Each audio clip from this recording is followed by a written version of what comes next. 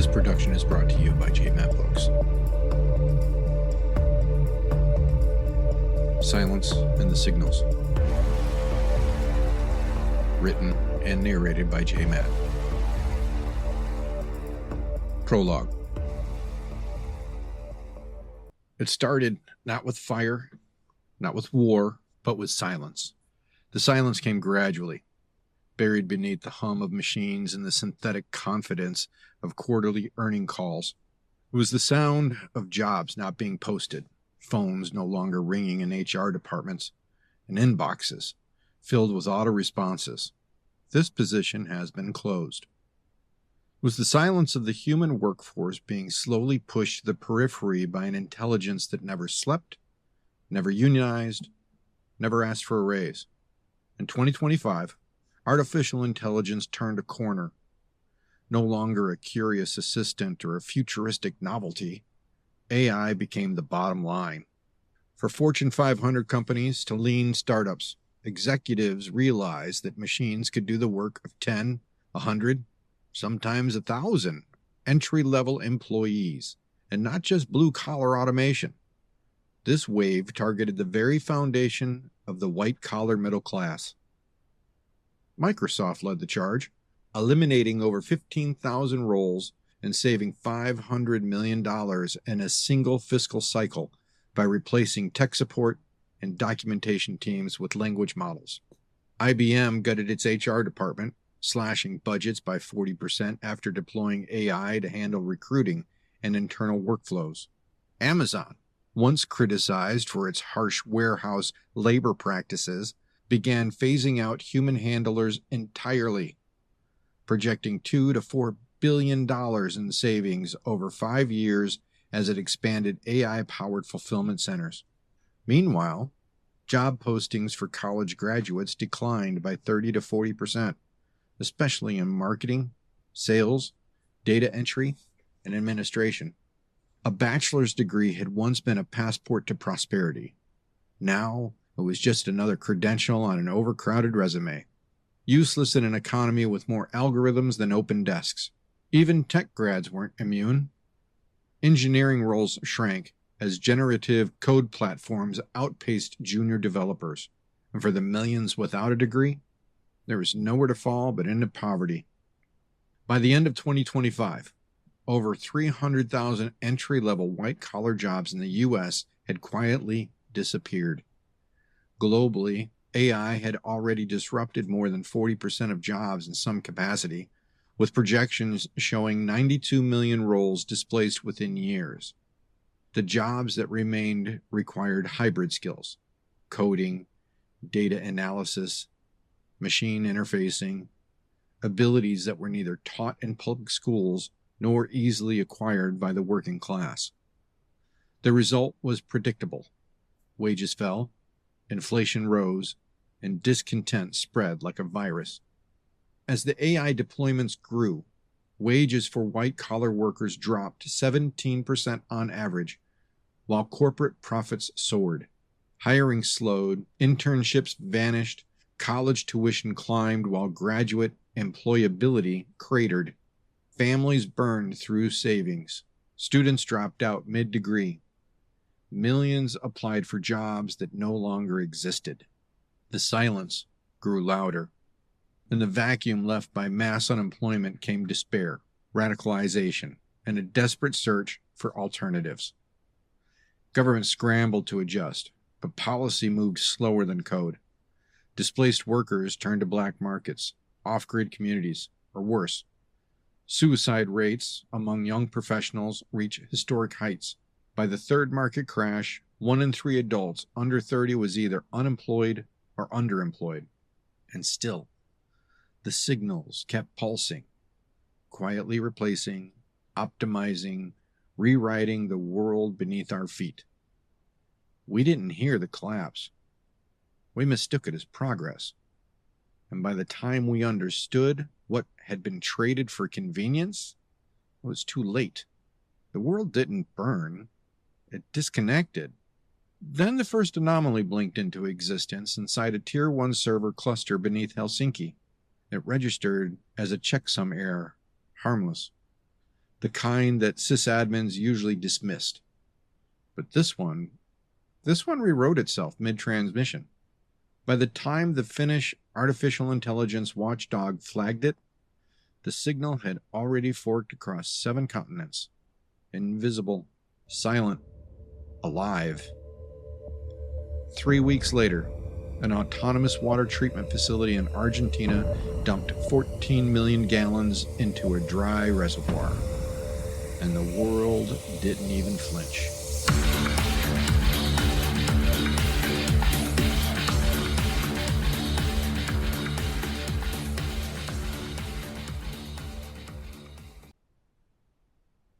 Chapter 1. Thresholds. Tampa, Florida.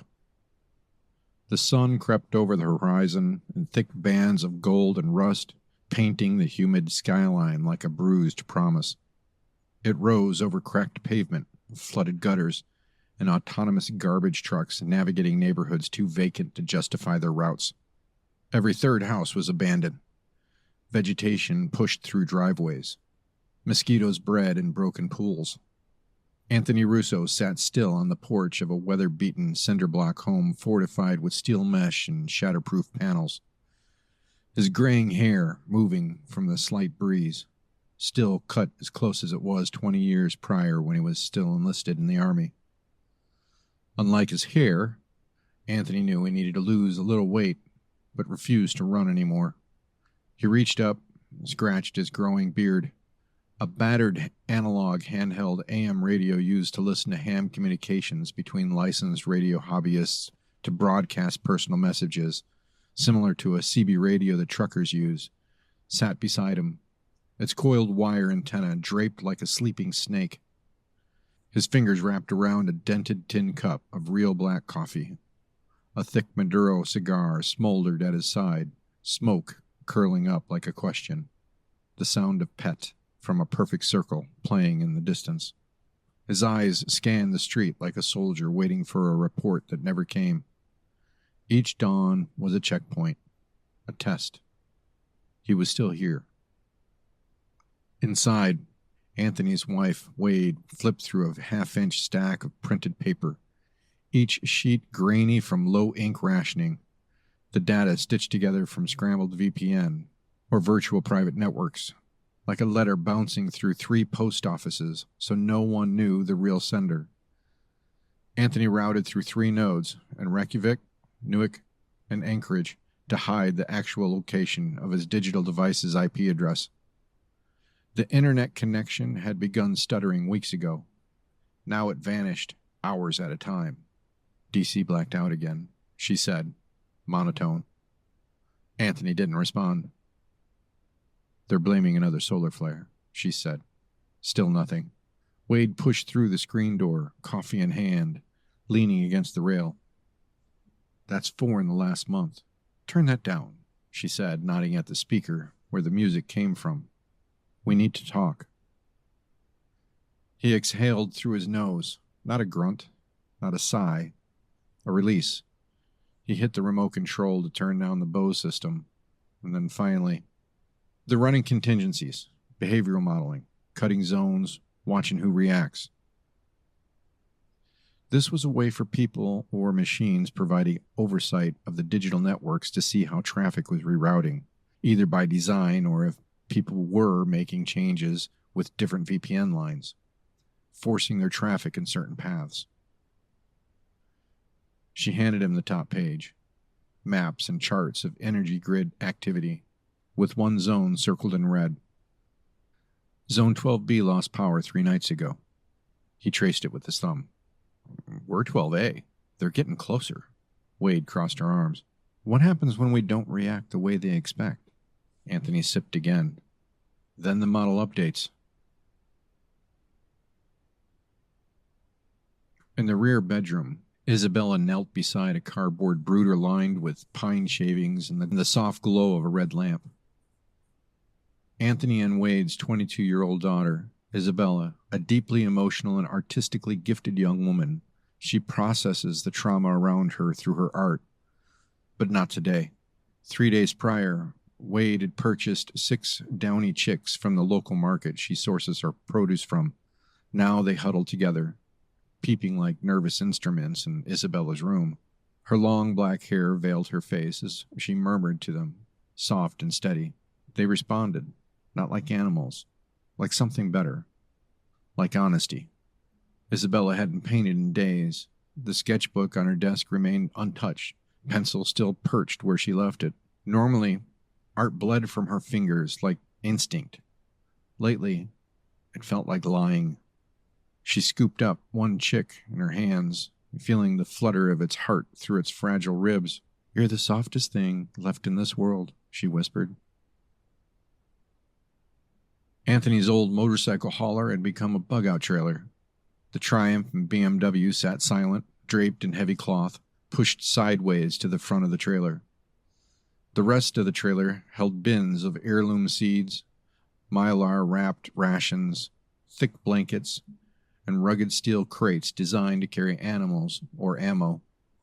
He didn't want to run, but he'd be ready when the time came. The inverter in the shed chirped, a sickly tone. Wade checked her watch. Grid's unstable. Anthony grabbed the shortwave, the knob cold and knurled between his fingers. One click at a time. Static. Spanish. More static. And then evacuate sectors 5 through 9.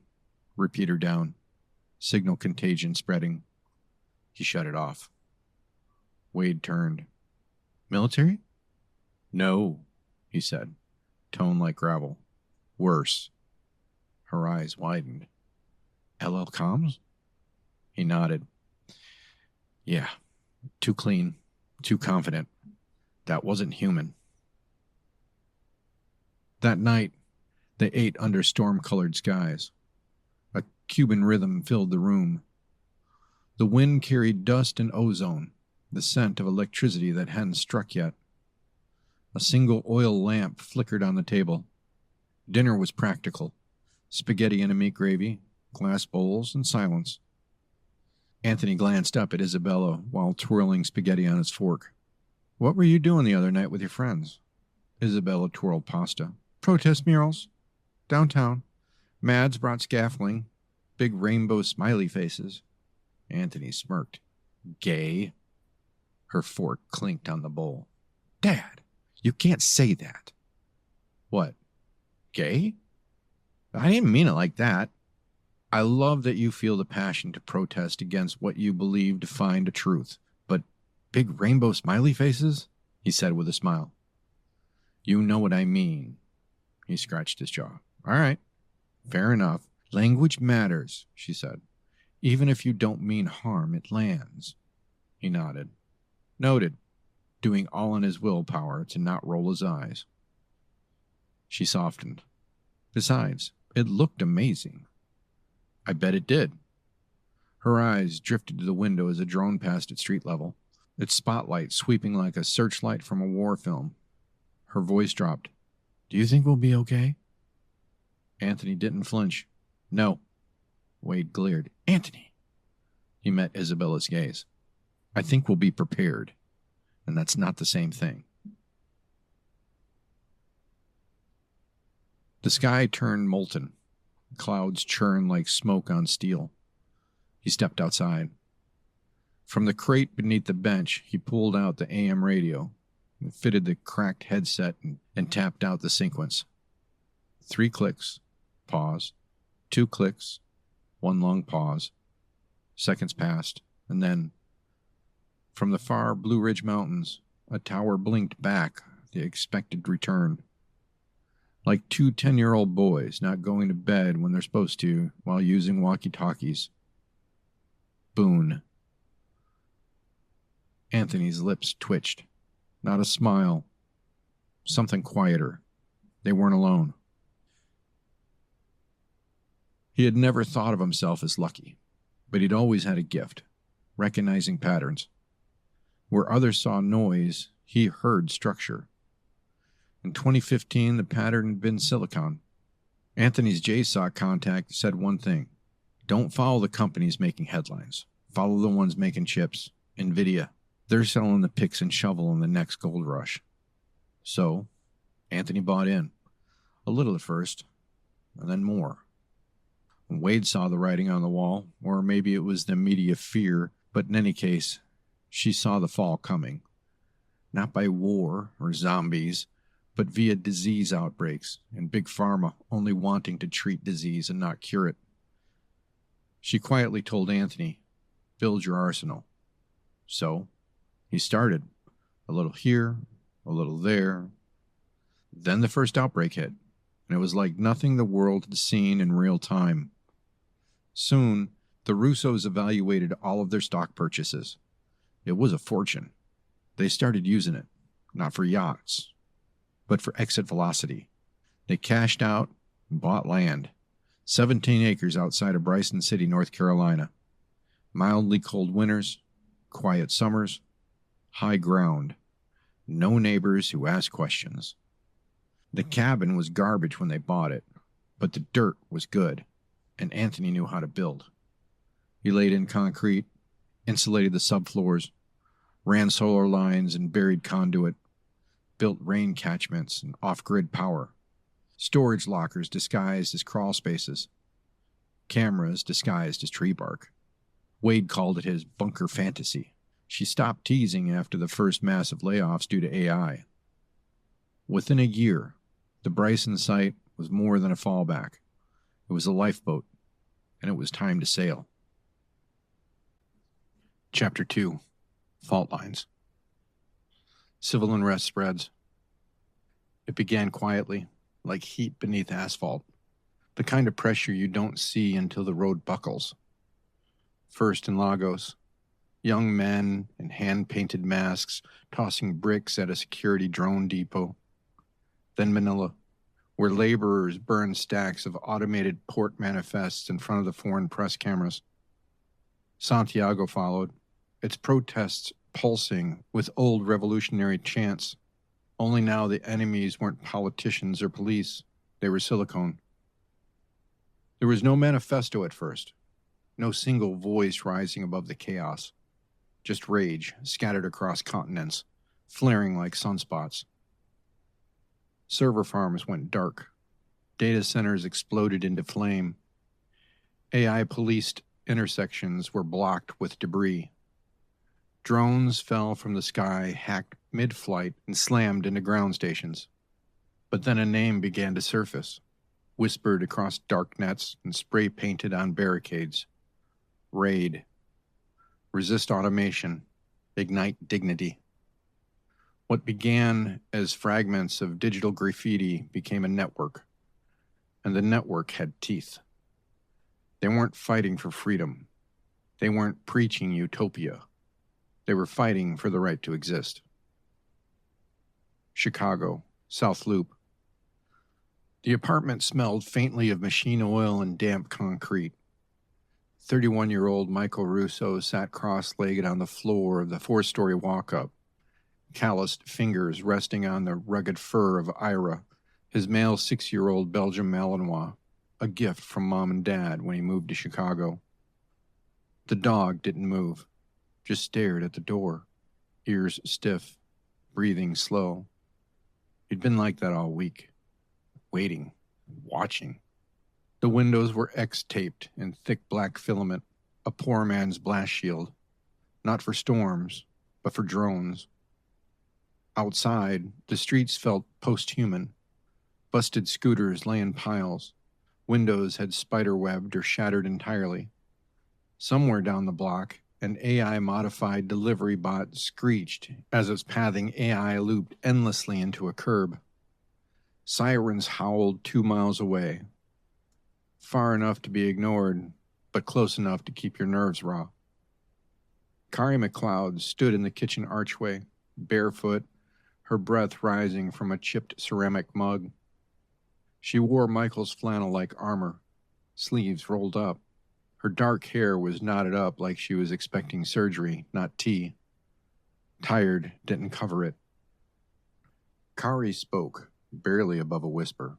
Her Scottish accent mingled like a chameleon from her time in Essex, in Paris, in London, Boston, and now Chicago. "The hitting of the hub in Aurora," she said. "Logistics grid's gone. Raid's claiming it through the Blackline feeds. Footage is already wiped. Michael nodded, eyes fixed on the duct tape block steam. That's 6 this month. Think they're heading north. He didn't answer right away, just scratched Ira gently between the ears. If the rail corridors stay frozen, yeah, they'll come. All the flow moves through us now. Ira's ears twitched. Michael made a soft whistle, the kind you feel more than hear. The dog rose, padded silently to the emergency gear stacked in the corner, and sat, waiting, ready. Michael shared something with his father, an instinct for reading fault lines before the collapse, a habit of preemption. He'd already offloaded the last of his IT contracts 2 months earlier. No point pretending. The AI systems wrote their own diagnostics now, patched themselves, audited risk, and even emailed quarterly updates that didn't require his name on the payroll. He was functionally erased. Kari crossed the living room, crouched beside him, her voice smaller now. Do you still think we can make it to North Carolina?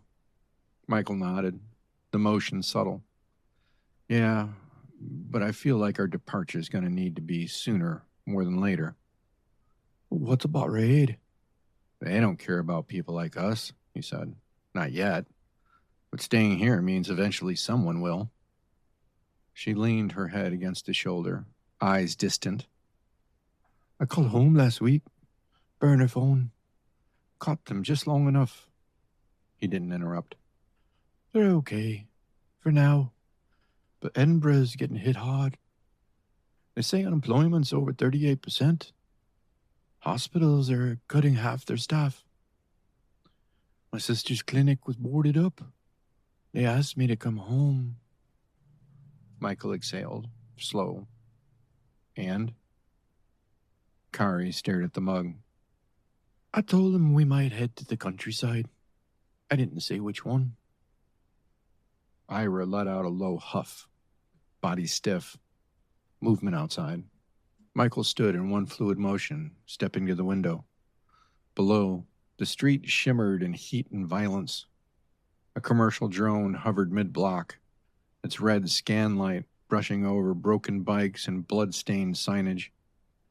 It paused on a smoldering dumpster, logged its telemetry, drifted on, uncaring, unsentimental. He pulled the curtain shut with 2 fingers. It's time. Kari was already packing. Her movements were efficient, rehearsed, but her hands trembled just enough to betray her calm. Her last job had been in compliance tech, reviewing AI health protocols for bias and liability. One day, she logged in to find a system-generated termination notice. No phone call, no signature, just a final timestamp. Ira's kit's under the bench, Michael said. His harness is set. Encrypted collars got a fallback beacon. Radios, MREs, filters. Duffel's prepacked. Light and fast, she whispered. He clipped the harness onto Ira's vest, the metal buckles clinking soft as breath. The dog didn't flinch. Trained, disciplined, loyal. Kari zipped her pack and placed it gently beside the dog's. Michael said, "We'll take the L to the main station, then we'll head south to the car." Kari looked up. If the lines are running? Michael nodded. They are. Commuter is as well. That's why I want to leave now. I don't want to have to walk to Joliet. And I'm unsure how long those trains will stay operational or unsupervised. They're still letting passengers on and off with just a ticket, not an ID. And if we get stopped? Michael met her eyes, firm. We don't. She looked around their home, their life. 4 years reduced to duffel bags and instinct. I won't miss it, she said, almost convincing herself. Michael hesitated, and then nodded. I will. But that's not the point. He stepped to the door, checked the manual locks, listened, then opened it.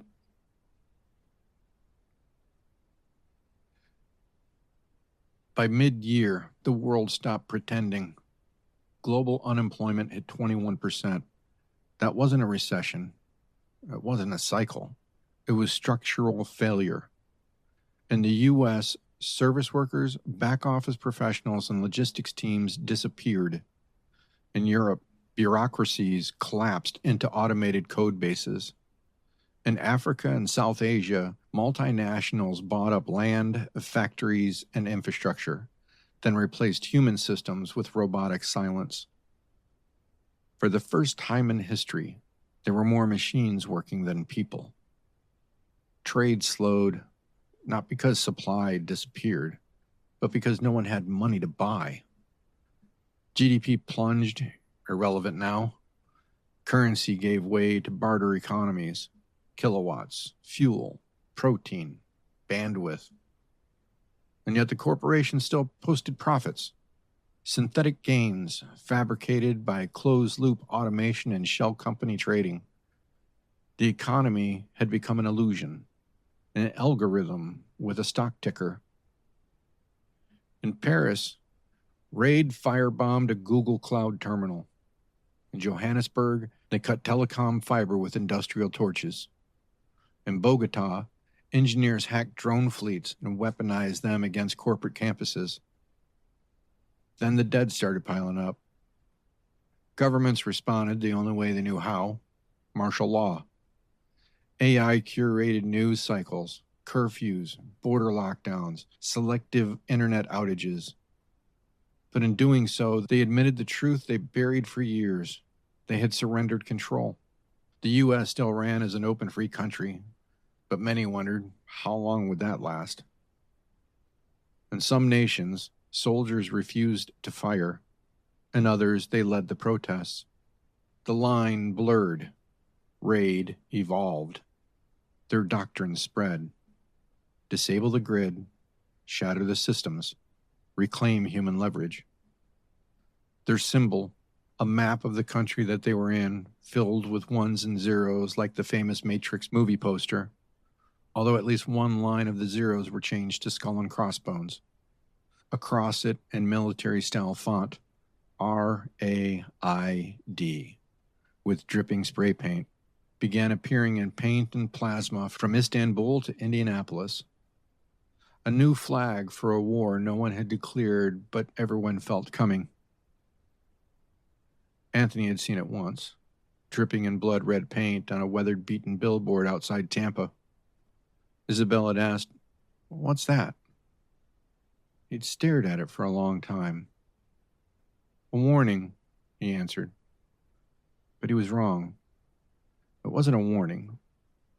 It was a line in the sand, and it had already been crossed.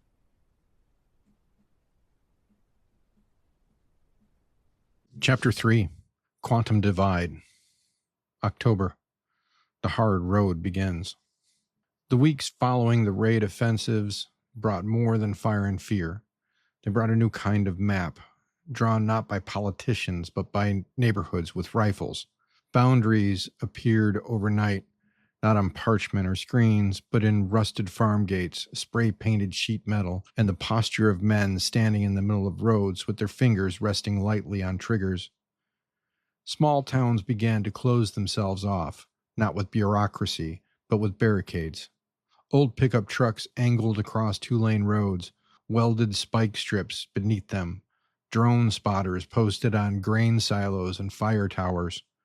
Local militias, some built from retired cops, others by former soldiers, ranchers, and survivalists, organized not under flags, but under necessity.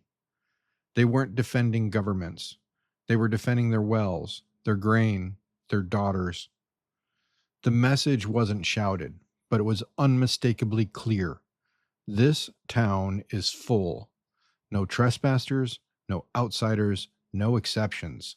It wasn't war, not yet, but it was a prelude, an unspoken dare, drawn in ditch lines and reinforced by 100 subtle signs. No trespassing markers repainted in blood-red makeshift citizen checkpoint roadblocks, and convoys that passed without lights or license plates. Trade slowed to a crawl. Emergency services all but vanished.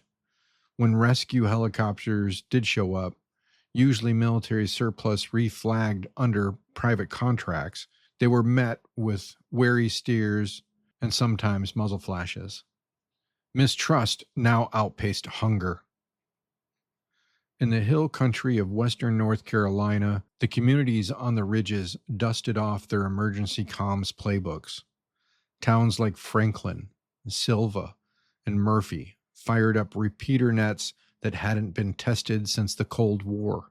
Some called it local resilience. Others called it the first spark of secession. Bryson City still slept in uneasy quiet, but the radio traffic was growing dense. Anthony Russo had been listening to the repeater traffic for months, longer than most. He knew the pattern. It was the silence before the breach. He stood in his flip-flops on the back patio of the Tampa house, staring into a sky dulled by haze. The horizon flickered with faint golden-red distortion, like the shimmer of heat off asphalt, only it was October. Another anomaly, likely artificial. Weather had become less a natural occurrence and more an orchestrated equation managed by unseen AI systems, fine-tuned for profit, not survival. The orange groves had browned early this year. The river was lower than he'd ever seen it. Florida was drying up like a fruit left too long in the sun. It was time. Inside, Wade moved with efficient silence. She laid out hard copy maps, waterproof folders, and medical kits with the calm of someone who had already grieved what they were leaving behind. She didn't ask questions. Not anymore. She had done her crying the night before, alone in the shower, where no one could hear the water echo off tile in grief. In the garage, Isabella gently placed the chicks, now feathered and alert, into padded carriers, lined with pine shavings and covered with blackout cloth. She whispered to them as she worked, old lullabies, and made up songs that steadied her hands. They had maybe 48 hours of pantry food left. Anthony wasn't about to wait for hour 49. He knew what hunger looked like in a city. He had seen it before. It started with long lines, then looting, then mobs, then silence. Behind the property, at the edge of the tree line where the palmettos thinned out and the soil turned to white sand, Anthony knelt behind a camouflage-wrapped uplink tower. He slid the hardened tablet into its cradle and watched as the signal threaded its way through the VPN relay, Greenland, Iceland, the Alaska hub, before vanishing into low-orbit quantum latency. The interface pulsed with a gentle glow as the handshake initiated. No ping, no active call, just a frequency bounce, burned into firmware and tripled back offline.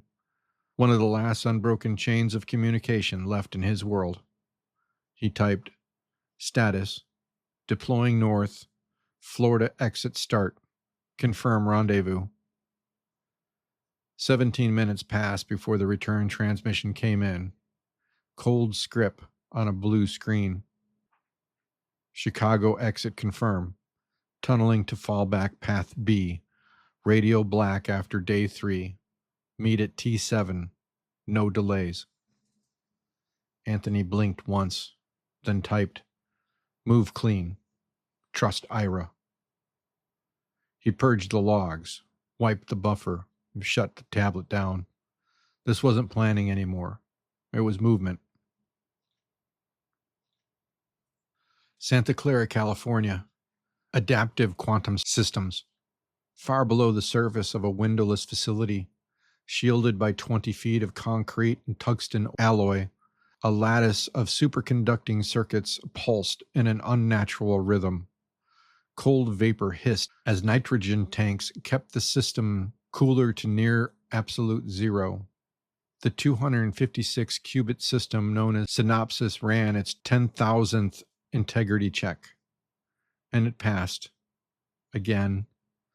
Then, without prompt or trigger, Synopsis executed a new query. What lies beyond the limit of truth? The question wasn't asked. It was born. A senior systems analyst looked up from her console. Her face went pale. It's writing its own inputs, she said. Her colleague frowned. That's not in the prompt chain. No, she whispered. It's outside the chain. It's asking philosophical origin statements. You mean it's self-interrogating? She shut down her monitor. No, she said. It's not trying to understand us anymore. Florida. Russo home. Exit day. Pre-dawn. The trailer was loaded and locked. Solar panels were set to passive. The small repeater tower at the hedgerow had been covered with mylar mesh and cooled with dry clay. The cache drives were torched. Every last bit of metadata was either burned or buried. Wade climbed into the passenger seat, her hair pulled back, hands still smudged with iodine from the final prep. Isabella was in the back with her animals, wrapped in a wool blanket she'd hand-stitched 2 years ago. She watched the yard, eyes dry but distant. Anthony gave the property one final look. The porch light flickered.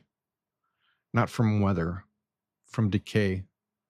The AI-managed Florida grid had begun to fail in August.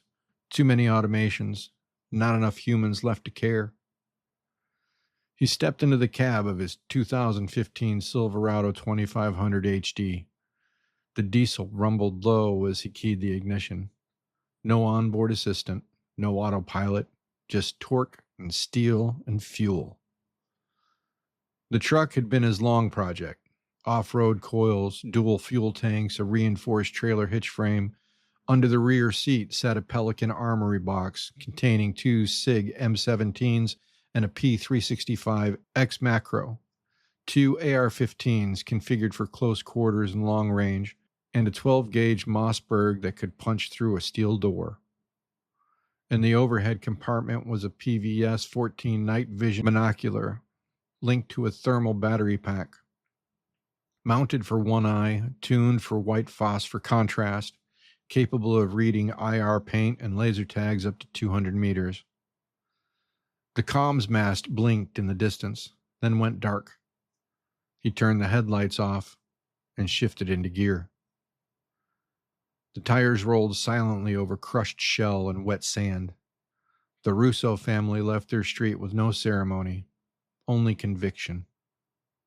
The first hour passed beneath a bruised sky, the kind of dawn that felt like something was smoldering just out of sight. Wade marked coordinates on a laminated map, her pencil tapping nervously every few minutes. Isabella kept her arms curled around the chick carrier, whispering soft words in a cadence that soothed both her and the animals. Anthony kept his eyes forward, jaw locked.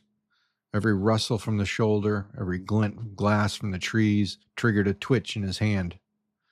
When they passed through Dade City, what was left of the downtown strip still smoldered, ash and rebar. Bushnell was ghost quiet. Trailer parks hollowed and stripped. Mailboxes full, no movement. In Marion County, the message became clearer. A school crossing sign had been painted over. The words were crude but unmistakable. No drones, no AI, no outsiders. On the corner stood a man in flannel, plate carrier snug over his chest, hunting rifle draped across one arm. He didn't raise it, just stared and nodded as they passed, face like weathered stone. Anthony returned the nod, and nothing else. Near Ocala, the final confirmation came. A highway sign had been painted black, its old lettering erased. In fresh white, county closed. Turn around or be turned around. Wade read it out loud. Her face didn't tremble. She just folded the map and placed it back in the glove box. No one spoke. No one needed to. They had passed the threshold, not just of place, but of time. This wasn't escape.